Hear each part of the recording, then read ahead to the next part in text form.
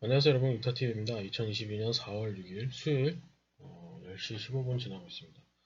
네, 오늘 매매했던 내역들을 공개하기 앞서서 오늘 주도적으로 움직였던 테마들 조금 이제 뉴스별로 정리를 해봤습니다. 쌍용차 같은 경우는 이제 따로 업로드를 했기 때문에 쌍용차는 제외하고 어떤 종목들이 움직였는지 한번 체크를 해보도록 하겠습니다. 로보트 관련주가 오늘 조금 움직였었는데 거래 대금이나 거래량 같은 경우에는 굉장히 적은 수준으로 들어왔죠. 7% 정도. 그 다음에 이제 거래 대금 같은 경우도 뭐 다르게 이렇게 터진 날에 비하면은 굉장히 조금 들어온 것 같긴 해요. 이렇게 많이 올랐음에도 불구하고. 왜냐면은 이제 오늘 같은 경우에는 쌍용차 쪽이랑 다른 쪽에 이제 오늘 같은 경우에는 쌍용차 쪽에 다 이슈가 집중되다 보니까 상대적으로 다른 섹터 쪽에 돈이 많이 들어올 수가 없었겠죠.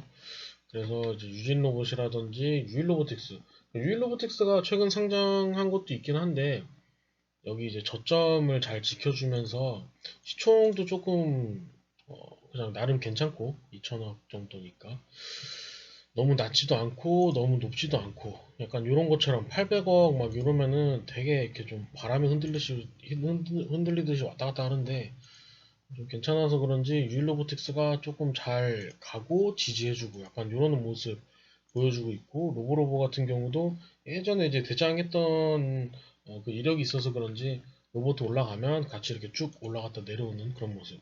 그 대신 이제 로보티즈라든지 로보스타 서암기기공업이나 뭐 이제 다른 애들은 상대적으로 좀 약한 그런 모습이에요. 그래서 오늘 전체적으로 그냥 2%, 1%, 2%, 1%, 1% 보합 4%뭐 이런데 지금 SP 시스템즈만 지금 이렇게 아침부터 개파락이 3%가 하락하고 그 다음에 쭉 흘러내려가지고 지금 보면은 11.4% 정도의 마감을 거의 12%가 하락을 했는데 이게 뭐 특별한 악재가 있는지 한번 찾아봤는데 이게 3월 25일 날 기사가 난 건데 자사주 이제 5억 원 규모 자사주를 처분한다는 거는 이거는 오히려 호재로 작용을 해야 되는 거거든요.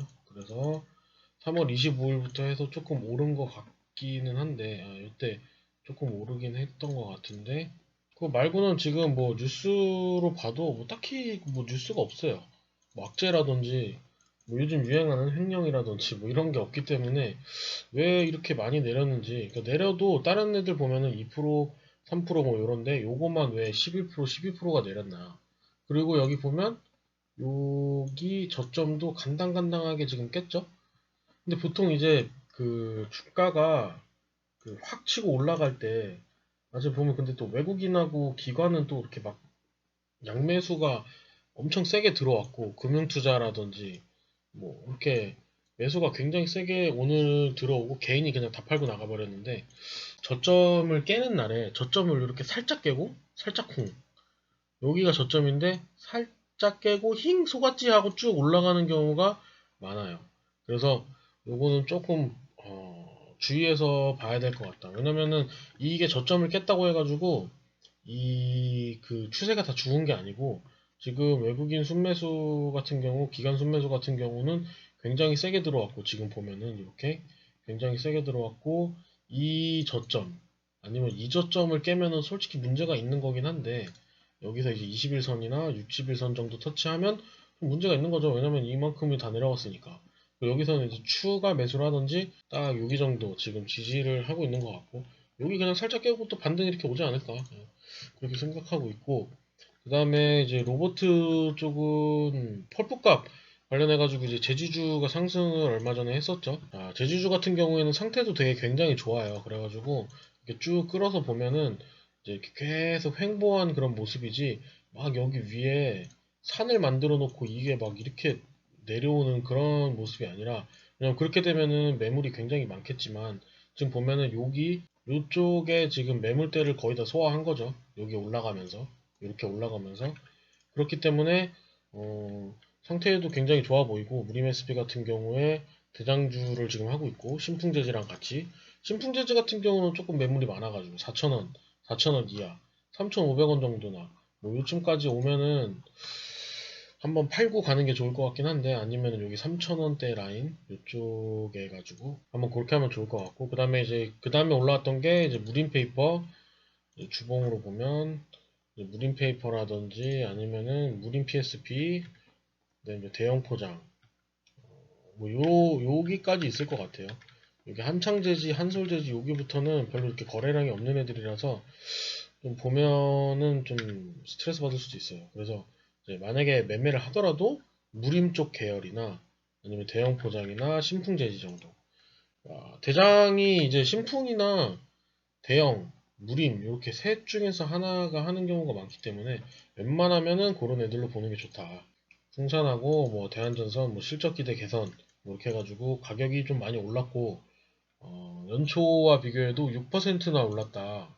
글로벌적으로 좀 문제가 있기 때문에 이제 미국이랑 중국이 이제 본격적으로 인프라 투자하면서 이렇게 조그만 것만 봐도 1,500억 터졌어요. 그 다음에 요거 3,000원. 그러니까 이렇게 그냥 거래가 거의 안 된다 싶을 정도로 그냥 왔다 갔다 많이 안 하는 선에서도 보면은 뭐 거의 한 3,000억 정도씩은 그냥 터지니까 3,000억에서 1,500억. 이 정도 터지면 그래도 꽤 많이 터지는 거거든요. 왜냐면은 지금 여기 보면 쌍방울 같은 거 지금 이게 3,000억이 터진 건데 오늘 진짜 지지고 볶고 막 엄청 많이 했잖아요. 지지고 볶고 막 했는데 이날 같은 경우에는 뭐 7,000억이니까 굉장히 많이 터진 거지만 오늘처럼 오늘도 그래도 올라갔다 내려갔다 올라갔다 내려갔다 굉장히 많이 했는데 근데도 3,300억이에요. 쌍방울이. 대장주 중에 하나인데 광림 볼까? 광림 같은 경우에도 3,600억. 근데 대한전선 같은 경우에 뭐 어제 찔끔했는데 어제 몇 퍼센트 올랐지? 9%밖에 안 올랐어. 찔끔했는데 3,000원. 시총도 좀 크고 그러다 보니까 그 다음에 이때 3월 31일 날 상한가 갔을 때 그 다음에 이때 갭 떠가지고 이렇게 올라가고 그 다음에 여기 지금 저점 잘 지켜주고 있죠. 요렇게 보면은 저점 깨고 올라가고 깨고 올라가고 깨고 올라가고 약간 요렇게 저점이 여기라고 여기 기준으로 종가라고 생각하는 사람들도 있을 거고 여기라고 생각하는 사람들도 있을 거고 아니면은 여기라고 생각하는 사람들도 있을 거고 막 여기나 이 상한가 기준으로 해서 다양한데 여기를 살짝 이렇게 깨도 이거 저점을 깼다고 하질 않아요 보통. 여기다가 보통 이제 손절매를 걸어주기 때문에 사람들이 그럼 여기 그냥 조금 깼다가 올라가면 그냥 다 털리는 거기 때문에 그래서 일부러 이제 세력들이나 프로그램이나 뭐 약간 그런 큰 손들이 그거를 좀 이용을 한다. 그래서 요거는 거의 깼다고 보지는 않아요. 그래서 이제 그 거래 대금이 굉장히 많이 터졌기 때문에 이런 것들은 계속 지속적으로 좀 봐야 될 필요가 있고 대원전선 같은 경우에도 거래 대금 그래도 뭐 한 2천억, 2천억 정도 터졌었고 그 다음에 쭉 거래량 죽으면서 거의 절반 가량 많이 내려온 모습이기 때문에 대한전선이 가면 대한전선이 가면 대원전선도 가겠죠. 그 대원전선 우선주는 일단 제끼고 우선주니까. 그다음에 이제 가온전선 같은 경우에도 가온전선 같은 경우에는 이제 거래대금이 굉장히 많이 안 터지긴 했고 외국인하고 기관이 이제 다 털고 나가긴 했는데 근데 이제 이것도 마찬가지로 대한전선이 가고 이제 올라가면 이것도 같이 올라가긴 하겠죠. 근데 대한전선이 만약에 1,700원이나 1,600원까지 무너진다. 그건 좀 말이 달라지겠죠. 그다음에 이제 오늘 일동제약 같은 경우도 조금 힘이 좋았었어요. 신풍제약이랑 신풍제약 우선주는 많이 안 움직였고, 그 다음에 이제 오늘 룽투코리아가 좀 강했죠. 룽투코리아가 이제 열혈 강화 관련해가지고 이슈가 계속 뜨고 있어서 아침에 쭉 끌어올리고 거의 상한가까지 닿긴 닿았네요. 상한가까지 닿고, 그 다음에 살짝 풀려서 이제 마무리를 하긴 했는데, 이 그 룽투코리아랑 같은 계열이 M게임이잖아요. 열혈 강화 같은 계열. 그래가지고 룽투코리아 올라갈 때 열혈 강호도 같이 올라가서 터치를 하고 내려온 그런 모습. 런트코리아 같은 경우에는 이제 사전 예약 뭐 500만 명 넘고 뭐 어쩌고저쩌고 해서 지금 뭐 기대감 굉장히 많다. 뭐 이렇게 얘기 나오고 있어가지고 그렇고 스킨앤스킨 이것도 보면은 양매수가 오늘 굉장히 세게 들어왔는데 개인은 다 팔고 나가고 지금 거래 재개한 다음에 하한가 정도를 갔어요. 25%. 그랬다가 오늘 다시 또 상한가로 해서 말아 올렸어요. 다 이거를. 이거는 세력이 있지 않는 이상은 설명할 수가 없는 차트이기 때문에 이게 이렇게 쭉 내려오다가 이게 언제였지? 작년 작년 작년이 아니네. 2020년 7월 17일 날 정지당하고 쭉 와서 이제 그 거래가 재개가 된 건데, 보통 이제 거래 재개된 날에 이렇게 쭉 내려갔다가 다시 끌어올리긴 하는데, 끌어올려서 쭉 양전을 하긴 해요. 근데 이건 약간 좀 특이한 케이스? 셀루메드가 거래 정지였다가, 여기 보면은 9% 정도 내려갔다가 다시 치고 올라와서 거의 한 40% 올라간 거죠. 정지당하고 나서 약간 저런 이슈가 있었다. 그래서 그런지 약간 좀 이런 이슈가 있었고, 심의 결과 상장 유지 결정됐다. 그래가지고 이렇게 됐어요. 근데 아까 보니까 2020년 7월인가에 정지가 됐는데 2022년 4월인 거 보면 뭐 1년이 넘게 걸렸네요. 그 다음에 이제 뭐 러시아 추가 제재 가능성에 동양철강이랑 철강주들이 이제 급등했다. 그래서 부국철강 이제 요즘에 보면은 금강철강이 거의 이제 그 대장을 하고 있고, 그 다음에 이제 하이스틸, 부국철강 이렇게 해서 움직이고 있어요. 시외 2% 내려가서 또 내일은 또 내려가서 시작을 하고 내려가서 끝날 것 같긴 해요. 그 다음에 이제 푸틴이 한국 포함해가지고 비우호국의 식량 수출을 제한한다라고 얘기를 했고, 현대사료 같은 경우에는 이게 한 3일 하락하더니 오늘 굉장히 세게 치고 올라왔는데, 누보라든지 보통 이제 요즘에 잘 가는 종목들이 딱 정해져 있는데, 사료 쪽 관련해 가지고는 현대사료가 지금 조금 많이 눌렸어서 그런데 지금 다시 힘을 되찾은 것 같긴 해요. 현대사료 같은 경우에도 아까 말했던 거래대금 3,400억, 2,400억, 거의 4,000억, 1,500억, 1,500억, 1,700억. 이것도 지금 그냥 하루하루 그냥 1,700억씩, 2,000억씩 거의 터지는 종목이기 때문에 이것도 좀 눈여겨서 봐야 된다. 그다음에 이제 한일사료도 같이 좀 봐야 되고, 누보 같은 경우에는 그렇게 거래대금이 많진 않아요. 그냥 한 1,000억 정도씩 쭉쭉 터지는데 이것도 그래도 거래대금이 계속 있기 때문에 이것도 좀 봐야 되고, N자 파동 계속 그리면서 짝짝 짝짝 짝 이렇게 계속 그리면서 올라가고 있고, 추세적으로만 보면 이렇게 지금 저점 높이면서 가고 있어요. 5일선 보면은 이렇게 21선도 쭉 따라 올라가고 있고, 그다음에 이제 미래생명자원이 예전에는 좀 대장을 많이 했었는데 지금 좀 많이 약해진 모습. 그래도 저점 쭉 올리면서 지금 올라가고 있죠. 그다음에 이제 효성OMB도, 그다음에 이제 전기차 관련해가지고 이제 그 명신산업, 이거는 좀 아픈 얘기인데 명신산업 갖고 오던 거를 잘랐어요. 명신산업을 지금 이렇게 큰 차트로 보면 이게 상장하고 나서 작년 12월, 아니 그러니까 2020년 12월 7일 날 상장하고 나서 상한가 가고, 그 다음에 이때도 가고, 상한가 가고, 상한가 가고, 상한가 가고, 거의 한 4연상 이렇게 갔던 것 같아요. 이때 주식장이 굉장히 활발했던 때라서 그런지 모르겠는데, 시총도 이렇게 많이 내려왔는데도 1조 2천억 정도나 하고, 그다음에 이제 월봉으로 보면은 이 저점, 이 여기 선을 계속 지키고 있어요. 여기 25,000원대 지키다가 지금 조금 깨져서 그래서 지금 22,000원대를 지키고 있는데, 만약에 이게 22,000원도 깨져서 2만원까지 간다?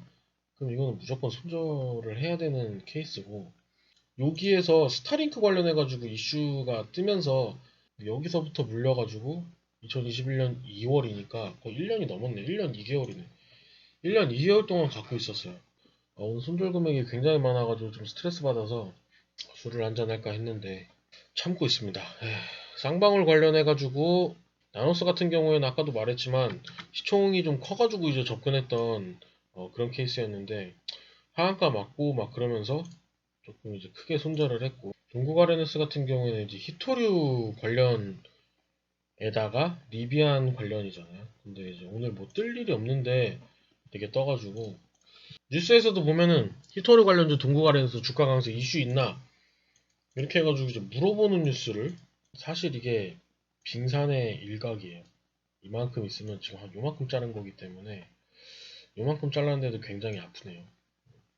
그래서 이제 요거 같은 경우에는 일단은 가지고 있으면서 요거 담보로 해서 매매를 좀 진행을 해야 될 것 같고, 요거 이제 펄프 관련해 가지고 요것도 매매를 진행을 했었는데 오늘 생각보다 안 가고 다른 종목들이 좀 많이 눈에 보여가지고 그냥 이거 매도 처리하고 손절 처리하고, 그 다음 이제 다른 종목으로 들어갔는데 거기서 또 더 잃었죠.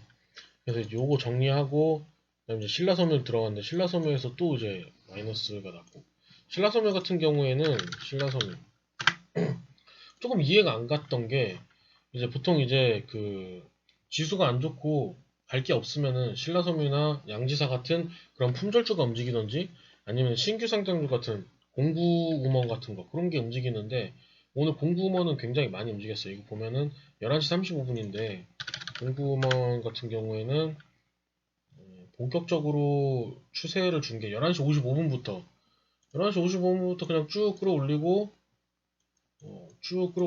쭉 끌어올려서 거의 한 27%니까 거의 상한가까지 간 것 같고 이게 추세로 보면은 이 매물대를 다 뚫었고 그러니까 일단은 이 매물대 위에서 시작한 게 되게 좋은 거였고 그 다음에 여기 뚫었고 여기 뚫었고 지금 1단계, 2단계, 3단계를 다 뚫었어요. 그래서 3만원 정도에 솔직히 이거를 베팅을 할까 했는데 여기서 굉장히 고민을 많이 했거든요. 근데 고민하는 사이에 올라가 버리더라고요. 그래가지고 이걸 좀 놓쳐서 진행을 못했고 그리고 일단은 지금 자금이 묶여있는 상황에 신용으로밖에 매매를 못하는데 공구만 같은 경우에는 신규 상장 주고 그래서 신용으로 매매를 할 수가 없었어요.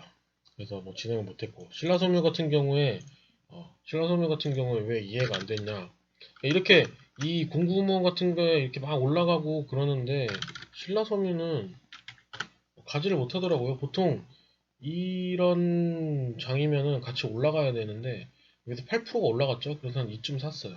진짜 되게 급하게 샀는데 왜냐면은 나름 잘 샀다고 생각하고 샀거든요. 이 양지사 보면은 이렇게 해가지고 거의 한 16%를 이렇게 올렸잖아요.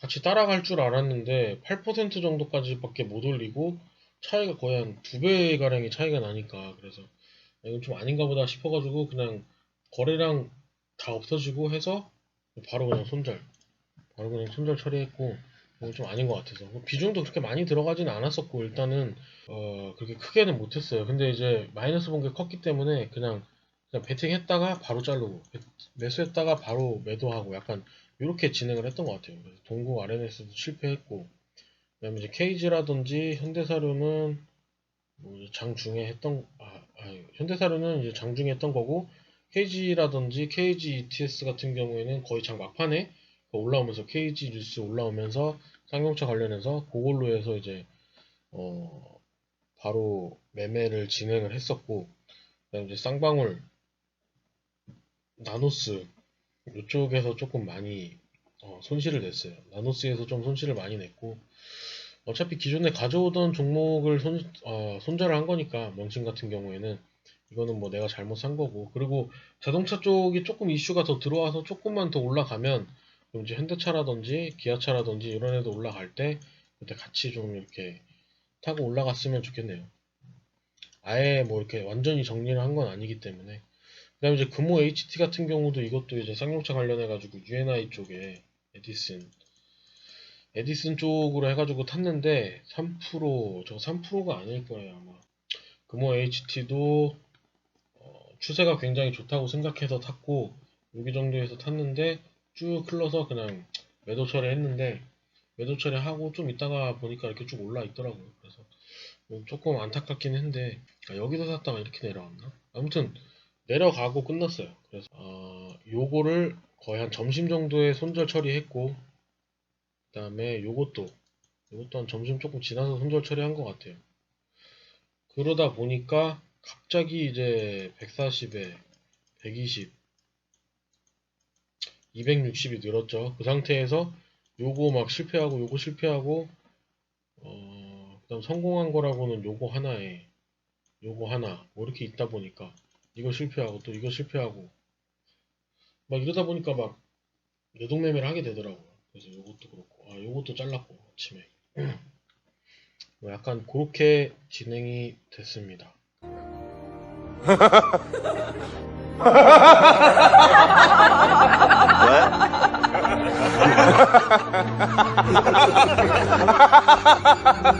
그래서 오늘 마이너스 325만원.